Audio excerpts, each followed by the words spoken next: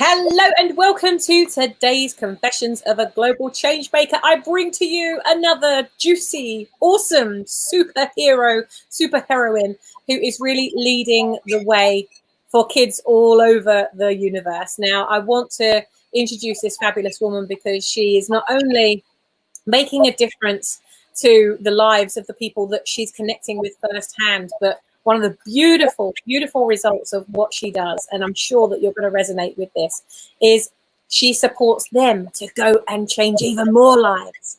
And that's what we do as change makers, isn't it? So it really gives me great pleasure to welcome Laura Henry-Allain to the show today. Laura, hello and welcome. Oh, thank you. Hello and big welcome to you, Sammy, and hello, and thank you for having me on this glorious day. The sun's shining outside and we're still on lockdown and we're just, embracing every day as it comes. Absolutely. And it is the 1st of April, pinch punch, first day of the month. Absolutely. So it's no April Fool's me being on here. I'm not going to have water thrown over me or anything like that, am I? No, not at all. There's no guns. There's no like hidden cam or anything in there to do something. Now, Laura, I want to dig straight in because, your bio is seriously interesting. Like only 10 units of blood. You're dyslexic, yet you've written all these books. Like how it kind of goes against the odds, doesn't it? As an entrepreneur, people would think, well, you're dyslexic. How could you be a prolific writer? How is that even possible? So I want to dig into that because I know there are a lot of people who follow the show who are not natural writers. They can write, but it's not necessarily natural to them. So let's dig in. Like, how have you been able to, with something that would usually paralyze somebody from actually doing that, how have you been able to do it? I think that's what a fantastic question, Sammy. I'm dyslexic.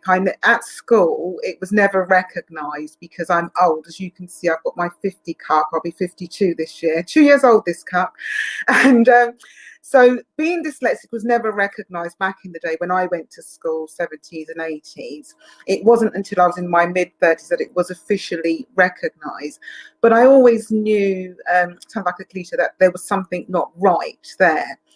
I can read, a lot of people say to me, but you're dyslexic, but you read books, I can understand text. But the areas that I struggle with, and every single dyslexic person is unique in their capabilities and their strengths and what areas they find difficulties with.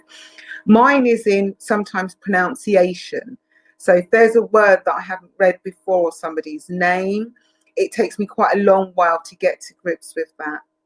Secondly, my spelling, my grammar, and my handwriting is just absolutely awful. Thank goodness for ICT. That's got me through that. So I think for me, for writing is, I've always written. So basically, I write articles for my sector press. I've done books in education.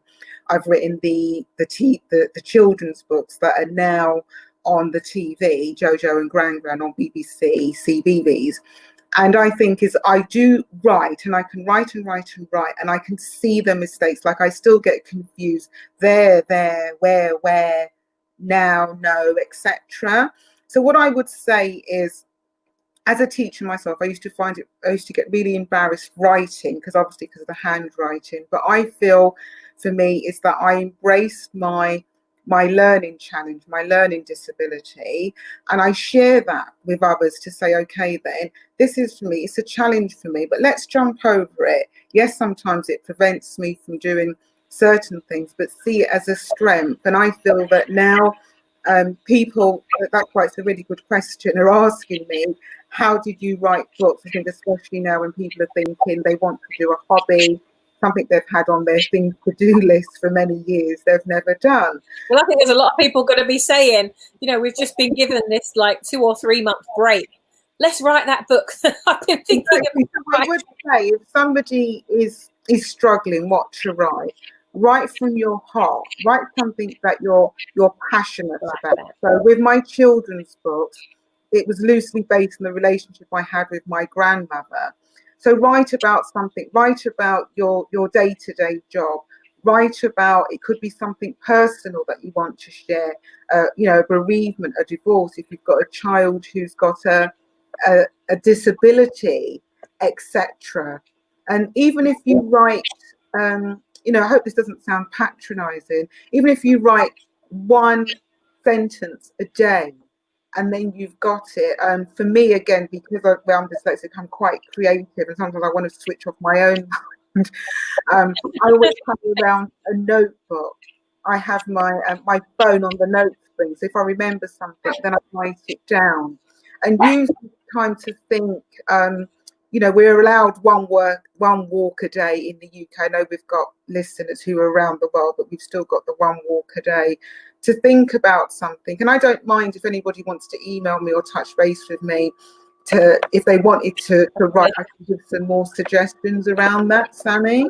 Fabulous, Laura. Thank you. And you know, and that's where I think where I'm seeing the most growth is happening right now. You know, there's so many people that are saying, look, you know, I'm not going to get down into that pit with you, but here's a ladder.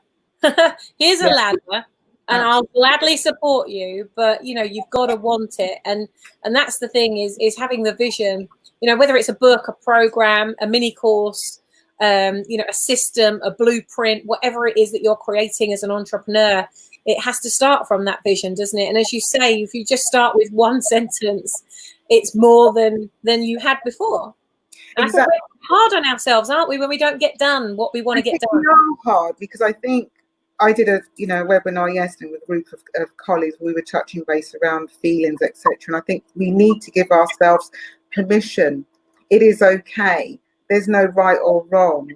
You know, you doing something, you may think, oh, this is awful, but somebody may appreciate you writing those few words.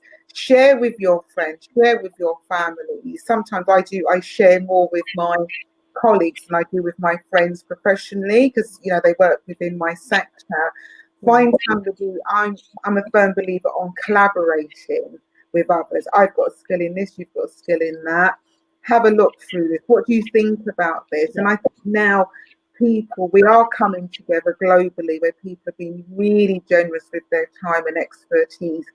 Touch base. I've just written this. What do you think, etc. And you know, look at J.K. Rowling. How many times? She actually, you know, she got the no. The computer says no so many times. Yes, such an amazing story. Exactly. So many authors got that no, and I think you just need to keep on believing in what you do, and that door will open one day for you. Honestly. Yeah. Yeah, well, you know what I love most about your spirit is how tenacious you are, and you know and what I also love, and we were talking about this yesterday in like, you know, almost in preparation for the show, and we didn't even know you were going to come on the show, but we just were really like digging in, is the fact that you are in a stable position because you've already productized, because you've already thought, well, how can I create impact, not just products? How can I build a movement rather than just a training company? And so, you know, and you've done that with Jojo and Gran, and you've managed to get that on TV now. So tell us about that process. How did you go from, you know, vision to creation to TV? Okay. So basically, it first started around about 6-7 years ago. I connected with a TV production company doing loosely some consultancy work on one of their children programs, which was called Ruster Mouse. I don't know if anybody remembers that particular show. And so I was there around a table discussing, okay, a 3-year-old may think this, a 4-year-old may think that. I get that. That's really good for children education, schools, teachers, etc. And then it just so happens I then wrote one of those episodes for Ruster Mouse. And cut long story short, we moved on to some colleagues from the BBC. They came down to the production house because they were fascinated to hear about the majority of the writers for that particular show didn't go to university, didn't go to a college to learn how to be a script writer. We were just in our day-to-day jobs, the bulk of those writers. And then over a coffee, I then spoke to a colleague from the BBC, and I said, oh, I've got this idea. As I do, as you said, I'm quite tenacious. And then I went up to BBC Manchester with the children's BBC, met one of the producers who said at the time, it wasn't what they were looking for. They were interested. And then, as you do, a few months after, I went through my computer, my emails, and I found an email, and I thought, I sent them the wrong email. No wonder they said no. And then I sent it to them again, and I said, my bad, etc., etc. Met with another colleague. She liked the concept. And then from that, when I met her again, which was around 4 years ago, and 2 years ago, it got the green light. Initially, the controller said no, and then 2 years ago, we did a little bit more with it, said yes. It went straight to commission for the 44 episodes. So from... Wow! Yeah, exactly, absolutely.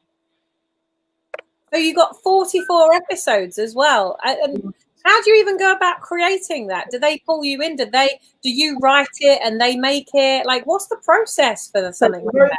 If one sees one of the episodes, which is available for the UK listeners on BBC iPlayer, I'm the creator. So we've had script writers to come in. I've written one of the episodes, and so therefore, then all those 44 have been written by different people. Some new, which I think is really great. They've brought in some new people who are new and starting writers. So again, if anybody wants to write scripts, go onto the BBC Script Writers website. The series producer, Tom, from the beginning, when we've had workshops about the concept, he's had me in all of the way. I've been there for castings, when they're doing the recording, everything I've been involved in. And so I really love that. And I think it's my little acorn that I've started, and now it's become this massive oak tree, and there's over 100 people involved in this. So I'm really delighted. Again, that's another way, my thing around collaboration. It's not just one person that makes something happen. It's a variety of people with their expertise, etc. And that's really amazing, because I think many people don't go to that extent because they feel like they're going to lose control of the idea. Was that ever a thought for you? And yeah, it was. It was like, for instance, I'm letting go of my baby. I'm letting go the reins. But I think, again, because of having many years of collaborating on different products, I've been a ghostwriter for different things as well. It's part and parcel of that. So when I think a lot of people are saying, to me, I've had emails and messages on social media, people I know, people I don't know. This is amazing. I'm thinking it is, but it's all these other people with their skills and expertise have been involved in it. And it hasn't happened overnight. So when people ask goodness me, you're really lucky, I'm saying, but actually, it's all of my 30 years experience that has been a part of this, working, and it is part experience, it is part luck, it is part being in the right place at the right time, it is part that CBBS was probably looking for a particular concept with a grandmother figure and a child. Well, like you say, with J.K. Rowling, how many times did she get the no before she got the yes? And now look at where she is. And how many times did you get the no before you got the yes? And now look where you are. And as we were saying yesterday on our kind of pre-call before today, there's never been a better time than to actually productize and turn what you've got into a brand. Even if you don't want to brand yourself, brand the product, brand the story, brand the message, because it's that can reach so many lives. I mean, think of all those thousands of children, maybe even millions eventually of children who are going to be inspired by your story, and how many impacts that's going to make. It's quite a ripple when we talk about the one drop, and each and every drop that you're, every program is another drop, and you don't know how many of those children are going to be impacted on. They change the course of their life, or the trajectory of where they would have gone because of the learning you give them. They then become a great parent, and the whole thing, it all just recycles, doesn't it? It all just goes around. Absolutely, and I think you're right in saying that, because again, having the different messages from parents, grandparents as well, people showing me images of their child watching the show. Oh, lovely. I think you made a really good point there in terms of starting somewhere. And again, there's going to be so many new writers coming through as a result.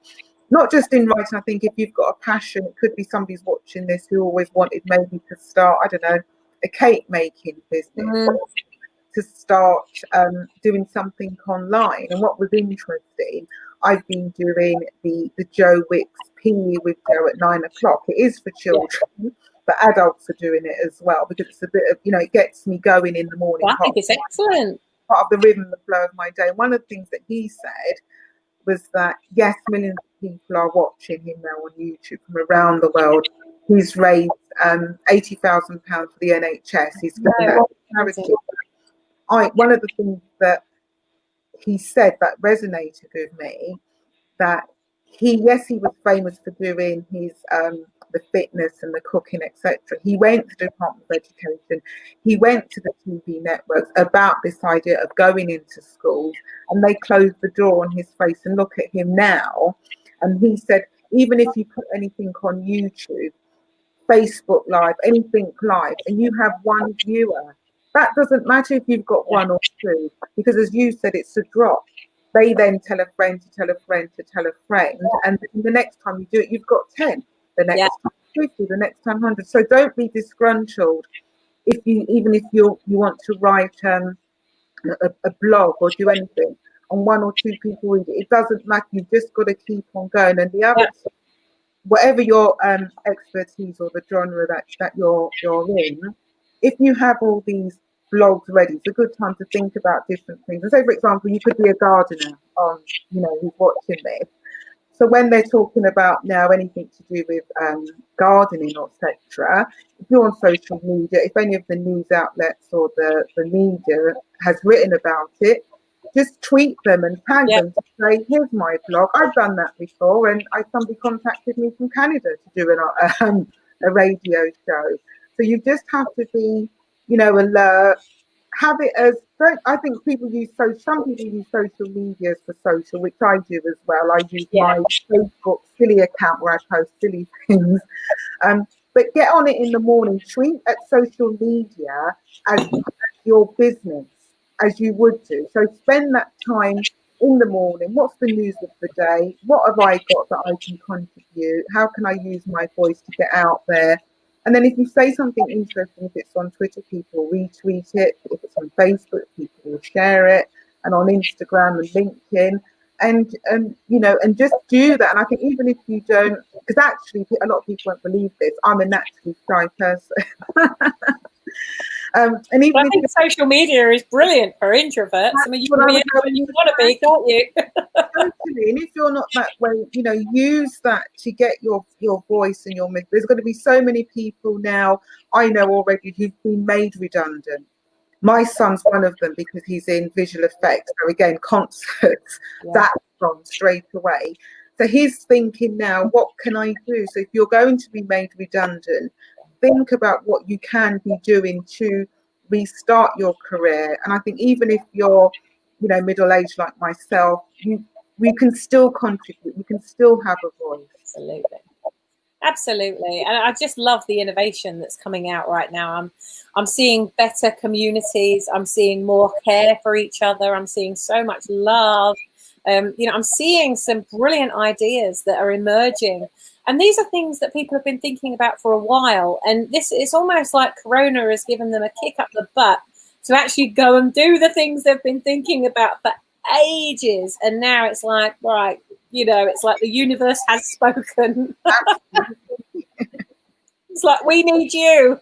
Yeah, exactly. Absolutely. No, I think you're right in saying that. And I think, via your network, Sammy, so thank goodness for the brand, The Builder, people can look to you for inspiration, having guests on like myself. And I think the other thing to add there's so much things that are out there that you don't have to spend a penny. Yes, it's your time. And I know people, one might argue time is money, but you don't have to put your credit card details or open up your purse to listen to this, You've got some fantastic resources, I know, on your social media outlet that people can tap in for ideas and inspirations to get that kickstart. Yeah, and I think that's very important, and I was having this conversation with my friend Pete today, that, you know, there are three different types of mindsets really that I've found as I've traveled around the world that seem to be a universal thing where it comes to any kind of marketing or engagement type strategy. And that is, you get people who have a preactive mindset, a proactive mindset, and a reactive mindset. And it's just, you know, think about who is it that you serve. Because if you serve proactive people, but when you look at the language of everything you're saying, when you look at the name of your brand, when you look at the names of your groups and things like that, who are you actually attracting? Are you wanting people to take action and be proactive, but you're attracting preactive audience because of the way that you're talking? And it's very interesting. You know, some people are attracting totally reactive customers. Well, reactive can be great, but if 100% of your customers is reactive, like, you know, an ambulance is reactive, a plumber is usually reactive, a locksmith is usually reactive.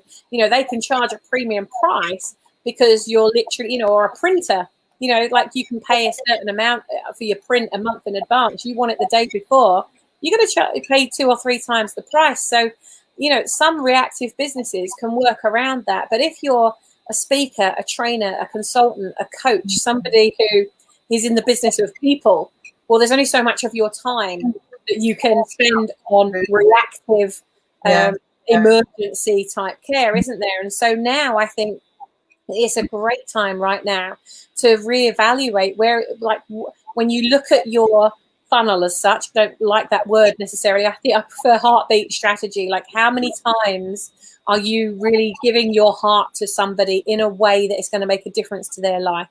And if you can, you know, ba-boom, ba-boom, ba-boom, here's something that would be of value to you if you are ready for it, right? And if you're looking at proactive people, you know, if you're ready to go further, faster, here's the option for you. Here's the opportunity. But trying to put that down people's throats all the time, especially if you've got a lot of pre-active people, they're just looking for information right now. They're not looking to invest in you. They're not looking for getting their credit card out. They're looking for help. They're looking for support. And there are a lot of people right now who are in pre-active mode because they don't know if they're going to have a job to go back to. They're not sure if the company's even going to be there after all of this. So you've got to look, like, what have you got in place to support those pre-active learners, those pre-active listeners, those pre-active readers who aren't ready to buy yet, but they want to grow up with you for a little bit before, you know, to create trust. And then what are you providing to them to help those people who are proactive that want to get going? And what are you providing for those reactive customers who need help right now in an emergency? And I think each and every entrepreneur needs to look at their marketing right now and see, what have you got in place for that? Because there's going to be a huge amount of demand very quickly for one or the other. Oh, I agree with you, absolutely. And I'm feeling that now in my sector when I'm part of my consultancy and training work. So obviously the face-to-face training has gone, but I have been doing a lot of SOS telephone calls and Zoom with my clients about what do they currently need, how are they getting on. Some of them are busy rebuilding websites, using that time for their own business.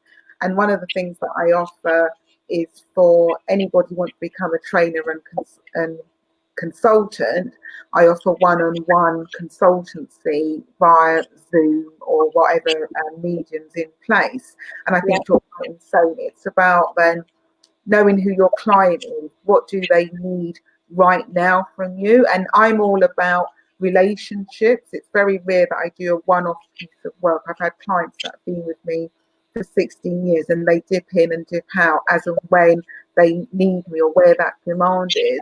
And it's a really good time for anybody whose business has been put on hold by what's going on. Have those little check-in times. You know, I send out a newsletter every 2 weeks. As well as doing that, I'm contacting clients on WhatsApp, text and email. How are you getting on? What do you need? I'm here if you want to chat. And just making sure, and I got one from my window cleaner this afternoon, which was quite nice because obviously he can't go out cleaning windows. You know, I'm here, etc. If you need anything collecting, I can go to the shop because I've got the van. So again, he's not able to window clean, but what he's actually able to do, he's able to go to the shops and be a delivery person for maybe the elderly and vulnerable or any of his other clients. So again, think outside the box. It's totally. I mean, I love that. I love the fact that they've got the equipment. I was having this conversation with my brother and sister-in-law a couple of weeks ago because they have a business called Fun Photo Company. So they do photo booths hire for weddings and celebrations and birthdays. Of course, all the events have been cancelled for the foreseeable future. And I said to them, oh my God, like, you've got all this equipment at home, you've got all these props. You know, why don't you reach out to your entire database who you know have got a birthday coming up, or you know they've got a celebration coming up, and say, hey, you know, how can we help you to celebrate in a different way? Could we set up like a virtual photo booth party? Could we, you know, set up something else? Do you want us to set the photo booth up and we'll do a fun video for that person that you want to say happy birthday to, and, you know, still put the smile on their face, even though you're making them smile at home instead of here. You've got to look at what resources do you already have, what tools do you already have, what assets do you already have in your business that you can pull out right now. Like, I guarantee that those of you that are watching this right now, just put in the comments box for me, like, how many of you have got things that you created that you're not even selling anymore, or that you made ages ago, or you're halfway through, or it's almost finished and you just haven't got it out there yet. I mean, now is the time to start closing those loops. Now's the time to be that finisher, not just the starter. Now's the time to think, well, what's going to make the boat go faster? What resource do I already have? What tools have I already got? What knowledge do I already own? You know, you've spent a lot, you've invested a lot in that knowledge that you've got between those ears. You know, you don't want to be the richest person in the graveyard with all of this amazing wealth up there. Let's turn that into something that's really making an impact and making a difference and making an income, more importantly. So, Laura, tell us about, you know, this is Confessions of a Global Change Marker after all. So tell us about a time in your career or your business where, like, you made such a big mistake that you would never, ever, ever do it that way again. I think for me, one of the things that I have is that I'm very enthusiastic. I'm a starter. So I'm a starter. I think that's, you know, an entrepreneurial spirit. I think probably around 10, 12 years ago, there was many things that I used to have other people working for me, and I had an office, and I had different things on a lease. So, for instance, my photocopier, which was a 5-year lease. So when I was coming away from not having a functional office and working from home, still stuck with it. I was still stuck with that. So I think what I would share, yes, you can sometimes, you need to go quickly sometimes in a business rather than thinking, I need everything to be perfect. You know, I'm not saying that.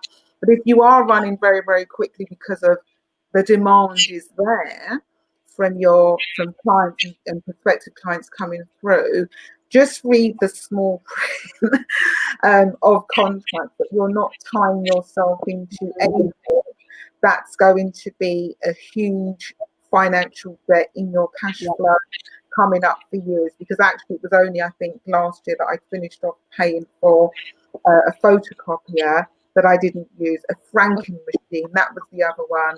And I'm sure I could list quite a lot. And I think in saying that, as we are talking a little bit about cash flow now, and so many colleagues on here who are listening to this, as a bit of advice, and I'm teaching probably a few suck eggs, but I know it's taken me a few days to do all of mine.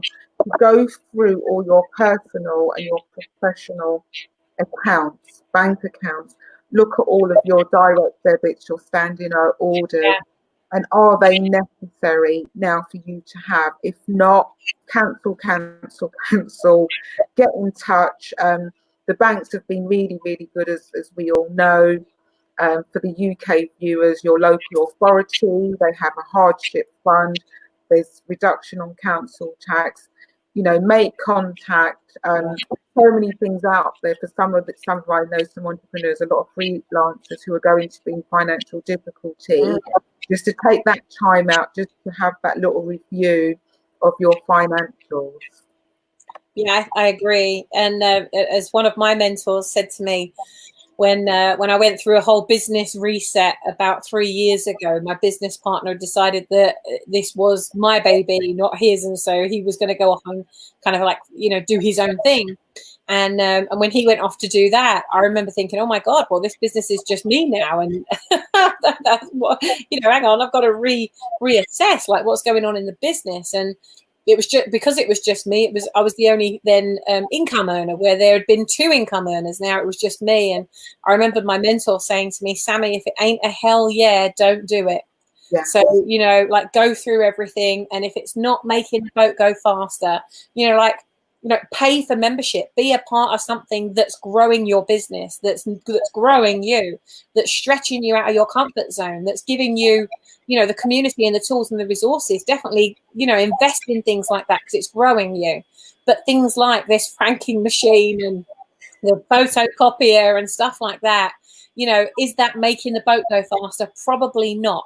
Yeah. You know, and especially as a solopreneur or an entrepreneur or a business owner of a small business, you know, there are things that you can definitely cut out right now, and there is support available. And if you're not quite sure what there is available, then Google is your friend right now. There's a lot of stuff that's coming up that's around the business side of things. So if you are struggling, or if you are in trouble financially, then, you know, reach out to us, because you know, even if we can't help you, we'll know somebody that can. So please don't suffer in silence, don't suffer alone.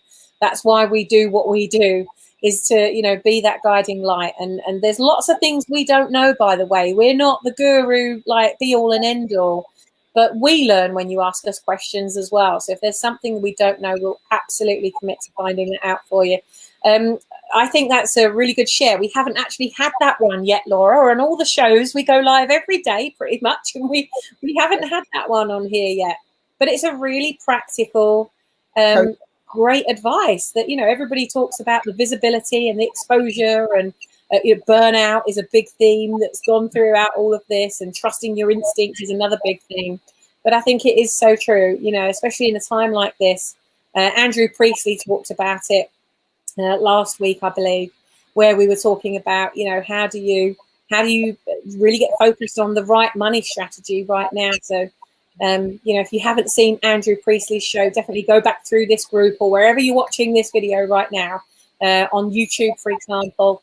We're streaming this live on YouTube right now. You can go and find Andrew Priestley's interview, and it's all about money. How do you get a handle on your money? He has a brilliant book that he talks about on there, and he breaks some of that book down.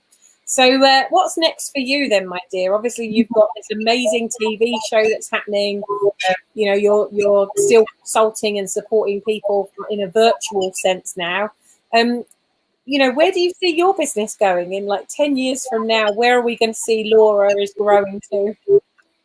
I think for me, I always love this question. Because I ask it quite a lot. So I think it is an important. You know, it is true. I think we've got to look at the vision. Where are we going to, personally and professionally? So it's a good thing to have a pause button. Where do I want to be?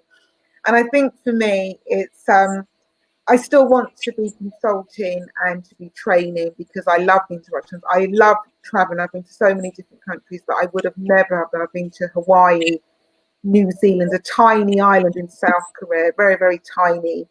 So I think for me, I want to be able to still work. I think they'll be banging the nails in my coffin, actually, and I'll still be working. There's no retirement for me, unfortunately. You'd be like that with a laptop. Yeah, exactly. I'll be able to be wherever I want to be, whether or not I'm on a beach, in the cottage, in the garden, you know, where my parents are from in St. Lucia, that I can run my business and earn money virtually off my computer. So even before Corona, that's what I was thinking. So whether or not I've written a couple of other children's books that my agent has got, they're with publishers now. So there'll be some more, hopefully, children's books coming out from that end. And then with the training and the consultancy, there'll be some virtual online stuff for schools, nurseries, preschools and childminders, etc. and then equally to the face-to-face stuff. I've been going in, well, I was going into schools doing author visits. That's obviously on hold, and that may not be good again until September. So I think it will be a mixture, but I think it will be less face-to-face work and more online stuff, and more leisure time, because it's important as entrepreneurs that we have some me time. Very, very important, that is. Yeah. And what about a podcast? Are we going to be hearing you anytime soon? Yeah, I do. I've done so many. I've done an interview already today for BBC Manchester. Tomorrow I'm being interviewed twice by a colleague in Dubai. So there's a mixture of webinars that I do, and if the colleagues follow me on the socials, they be able to pick up some of the stuff that I share. Fabulous. Let's look at some of those things. I'm going to put the links up that you sent me earlier. Yeah. So the social links and Laura's email address there as well, Instagram and Facebook as well. So thank you. And then also currently I've got a colleague of mine who's a parenting expert, Sue Atkins. So every Friday we're doing a 10 and 15 minute touch-in for some support, because some of the listeners and viewers may be parents. So we're doing some stuff around, how are people coping around that, being at home, their children, because literally overnight they're having their children answering questions, how do they actually cope with that? So I'm doing quite a lot, which I love, sharing. It's lovely. That's really nice. And I love to see the collaborations. I spoke to Sue just before I came on here with you. So she's going to be on the show in a couple of weeks. Oh, fantastic. That's amazing. That's amazing. Yes, and Amanda's here. Hello, Amanda. Thank you for connecting us. Laura, I love what you're doing. I love what you're about. I love your energy. I love how tenacious you are. You're a great model, a brilliant leader, and a thought leader that I can just see is just going, you're just on that trajectory for an amazing orbital path, and you totally deserve it. And it really is an honor to know you and to be able to feature you on the show. And thank you so much for inviting me. It's been an honor. I just feel I've loved this time with you, because it just feels that I'm talking to a friend over a cup of tea.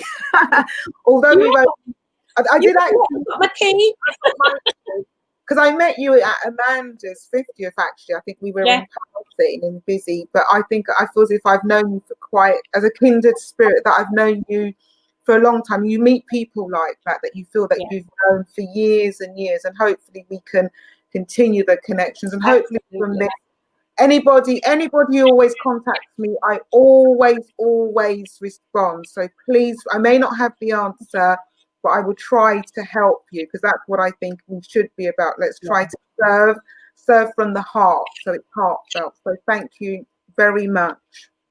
Oh, you are very, very welcome. And to those of you that have joined us for the show, and those of you that are just joining, definitely go back and watch the replay, because one of the key things that we've talked about that you might have missed if you haven't seen the rest of the show is how Laura went from having a vision of a story to it being turned into a 44-part TV series, a children's program on TV right now. So do check out the rest of this interview.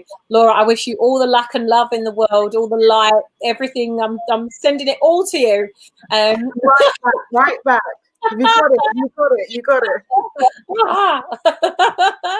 And thank you so much for your time on being here. Oh dear, I love doing these interviews, because that it inspires me as well. We've got such a great lineup of people just like yourself. Who have we got coming up? So we've got Lubna Zorro. Lubna is amazing. She is just an incredible force for change. She's one of our Brand Builders Club members in the Netherlands. She's really going for it. She's just launched the Entrepreneur Sushi Club. So we're going to be digging into that and what she's doing. So we're going to be talking to Lubna tomorrow. And then we've got Gail Dixon on Friday. Gail is one of my fellow Awakening Giants, amazing co-documentary guests, I guess. I don't know what you would call us. We were just on this documentary. They took, 100 change makers, divided us across 5 locations, put us under an insane amount of pressure, and then filmed the result of what does a real leader do under pressure. So I'm going to be interviewing Gail Dixon, who is the masterful messenger, and she's going to be with us on Friday. So I'm very excited about all these incredible thought leaders that we're bringing to you. Yes, Amanda, go watch the replay now. Guys and girls, have an amazing evening. For those of you in the Brand Builders Club, I will see you at 7 p.m. on our Wisdom Wednesday Zoom link, where we're going to be going live with the amazing Gail Edwards, really getting to grips on your personal brand and how you are going to stop all these people that are just flooding the market right now, who say they do what you do, people that are being made redundant, people that are losing jobs. They're going to be starting up a business, and they're probably going to go into competition with you. And if they do, and they just learn some simple marketing techniques, they could become more visible than you are very quickly. So we want to make sure that you're prepared, that you've got your armor on, and that your brand is the one that is out there making that impact and making that dent in the universe. So we'll see you at 7 p.m.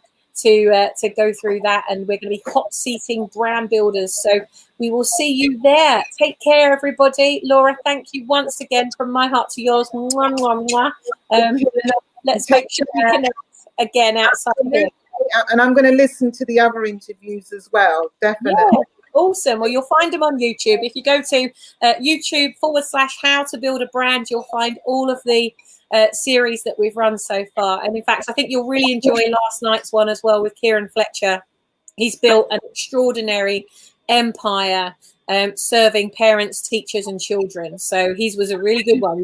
That was just last night. So yeah, I'll definitely look at that.